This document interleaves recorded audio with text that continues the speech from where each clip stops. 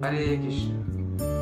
আজ আমরা জানব পবিত্র পাপমোচনী একাদশী সেই আশ্চর্য কাহিনী, যার মাহাত্ম্যে মানুষ জীবনের সমস্ত পাপ দূর হয়ে যায়। প্রাচীনকালের এক মহান ঋষি ছিলেন, মেধাবী ঋষি। তিনি চৈত্র হ্রদ নামে এক মনোরম পুষ্প উদ্যানে কঠোর তপস্যা করেছিলেন।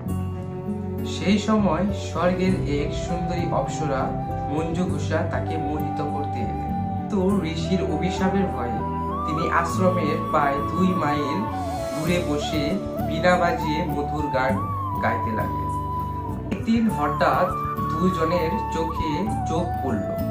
কামদেবের বাণে প্রীত হয়ে ঋষি তার সাধনা ভুলে গেলেন এবং অপ্সরা মঞ্জুঘোষার সাথে বসবাস করতে শুরু করলেন। এভাবে কেটে গেল দীর্ঘ 56 বছর। কিন্তু ঋষির কাছে মনে হলো যেন মাত্র অর্ধরাত্রি কেটেছে। যখন তিনি বুঝতে পারলেন যে তার তপস্যা 56 বছর এভাবে নষ্ট হয়ে যাবে, তখন ক্রোধে তিনি মঞ্জুঘোষাকে পিশাচী হওয়ার অভিশাপ দিলেন। অপ্সরা কাঁদতে কাঁদতে ক্ষমা প্রার্থনা করলে ঋষি বললেন, চৈত্র মাসের কৃষ্ণপক্ষের পাপমোচনী একাদশী ব্রত পালন করলে এই অভিশাপ থেকে মুক্তি পাওয়া যাবে। পরে ঋষি নিজেও পিতার আশ্রমে ফিরে গিয়ে একই একাদশী ব্রত পালন করলেন।